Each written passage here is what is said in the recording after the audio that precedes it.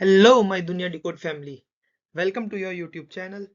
सो आज का जो हमारा टॉपिक है वो थोड़ा अलग टॉपिक है जियो पॉलिटिक्स से रिलेटेड। कैसे एक साइबर वॉरफेयर के इंडिया को या अराउंड कंट्रीज को वर्ल्ड की कैसे खतरा है, कैसे एक silent new war strategy prepare की जा रही है। थोड़ा एक अलग सा टॉपिक है। तो आज का जो हमारा टॉपिक है वो है under sea internet cables, the invisible war. आज जितना भी आप लोग इंटरनेट यूज करते हैं, वो चाहे यूट्यूब के थ्रू हो, चाहे व्हाट्सएप के थ्रू हो, चाहे फेसबुक के थ्रू हो, चाहे इंस्टा के थ्रू या किसी भी सोशल मीडिया या नॉन सोशल मीडिया प्लेटफॉर्म के थ्रू, आपको क्या लगता है वो इंटरनेट कहाँ से आता है आपके पास? Through satellite? जी नहीं। 95% of the internet, of the global internet, वो फ्लोर ऑफ द एशियन के ओशन के थ्रू ट्रांसमिट होता है, ना कि सैटेलाइट के थ्रू। अब आप पूछोगे फ्लोर ऑफ द ओशन के थ्रू कैसे? थ्रू या वाया फाइबर ऑप्टिक केबल्स। आज की डेट में जितने भी कॉन्टिनेंट्स हैं वो कहीं ना कहीं फाइबर ऑप्टिक केबल के थ्रू लिंक्ड है। हर second trillions of data packets transfer करे जाते हैं through these fibre optic cables. ये नाम आप ध्यान रखिए, फाइबर ऑप्टिक केबल, क्योंकि आज की डेट में one of the core asset है ऑफ किसी भी कंट्री का, किसी भी कॉन्टिनेंट का। इन फ्यूचर जैसे जैसे डिजिटली हम लोग और ज्यादा अच्छा कर रहे हैं in the age of AI और डिजिटल ट्रांजैक्शंस, ये कहीं ना कहीं एक फ्यूचर सुपर पावर को प्रमोट करता है।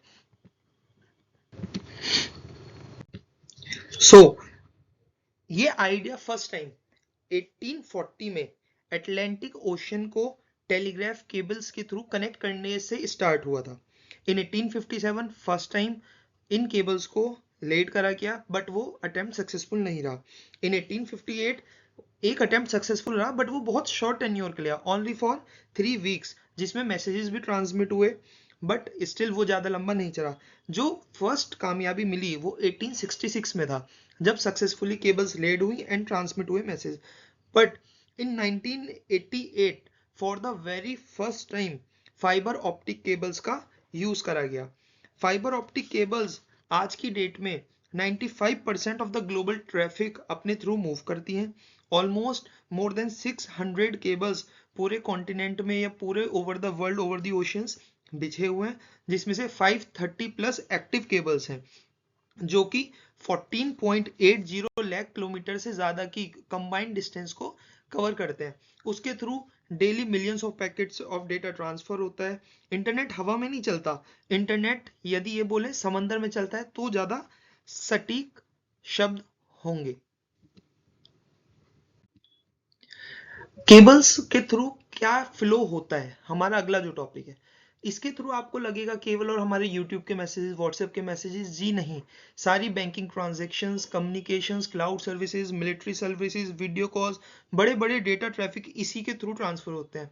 तो ये कहना भी कहीं ना कहीं सही होगा कि आज के युग में, इन द डिजिटल एरा, ये हर कंट्री के लिए एक स्ट्रेटेजिक इंफ्रा का भी काम कर रहा है। ये कैसे केबल्स बनाई जाती हैं, कैसे बिछाई जाती हैं, ये अपने आप में एक बहुत बड़ी बड़ी जायंट शिप्स का काम है, जो बहुत मोटे मोटे केबल्स को ओवर 2.5 mm या 3 mm की कोटिंग करके शोर्स के नियर बाय बिछाई जाती है, ताकि in case of any damage वो जल्दी से रिपेयर भी हो सके।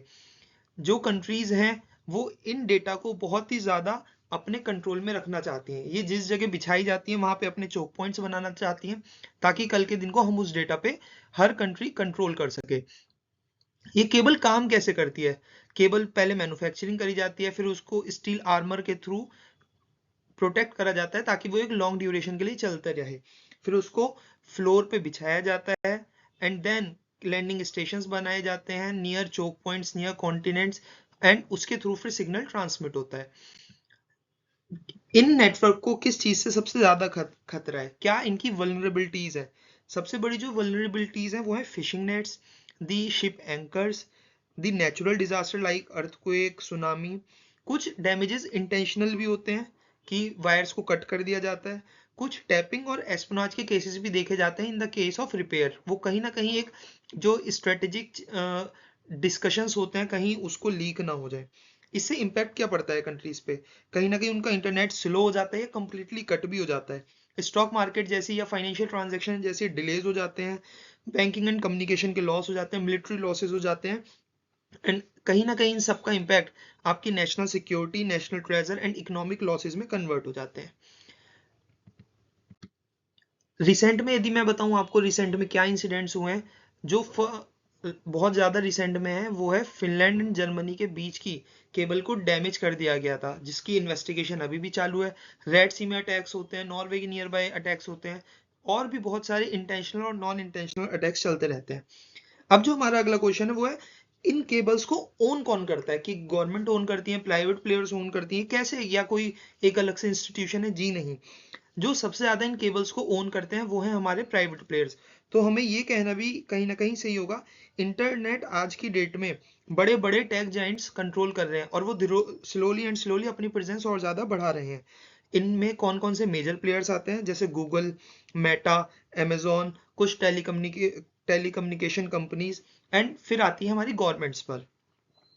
ये ओशियंस एक नया साइबर बैटलफील्ड बनता जा रहा है, क्योंकि ये इजी टू अटैक है एंड हार्ड टू मॉनिटर है। इतने बड़े ओशन में केबल्स फैली हुई हैं, वो कहीं से भी अटैक हो सकता है।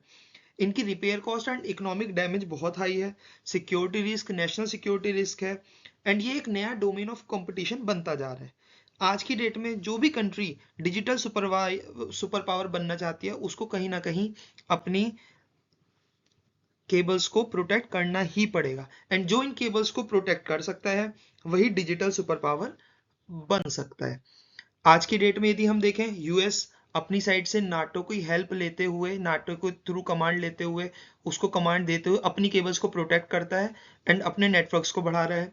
चाइना भी कहीं ना कहीं एक एक्सपेंड कर रहा है through belt and road initiative, and अपनी प्रेजेंस अफ्रीका में, साउथ अमेरिका में कंटिन्यूसली इंक्रीज कर रहा है। रशिया कहीं ना कहीं एज एन स्ट्रेटेजिक पोजीशन दिखाता है नेटो केबल्स, क्योंकि वहीं पे आर्टिक एंड अंटार्कटिक में फ्लो होती है, जहां पे रशिया कंट्रोल रखता है एंड इनको टैप करता है। आज की डेट में ये केबल्स केवल एक टेक इशू नहीं है, ये इकोनॉमिक इशू भी है, फाइनेंशियल इशू भी है, एंड सिक्योरिटी इशू भी है। जो भी इनको कंट्रोल करता है, केबल्स को या इनके चोक पॉइंट्स को कंट्रोल करता है, वो डिजिटल सुपर पावर बन सकता है। इंडिया का role slowly and steadily increase होता जा रहा है। मेजरली जो इंडिया का रूट्स है जहां से ये केबल्स गुजरती हैं, इंडिया की मेजरली सर्कुलेशन होती है Red Sea and Indian Ocean के थ्रू। इंडियन नेवी का इस जगह रोल काफी इंक्रीज हो जाता है, बिकॉज कंटिन्यूअस नेवल पेट्रोल्स करने पड़ते हैं, मॉनिटरिंग बहुत ज्यादा इंक्रीज करनी पड़ती है, जहां पे एक इंडियन नेवी का एक अच्छा रोल दिखता है, क्योंकि इंडियन नेवी को गार्जियन ऑफ इंडियन ओशन भी करा जाता है, तो उसकी रिस्पॉन्सिबिलिटी और ज्यादा बढ़ जाती है नियर बाय कंट्रीज को वो डेटा प्रोटेक्ट करने में।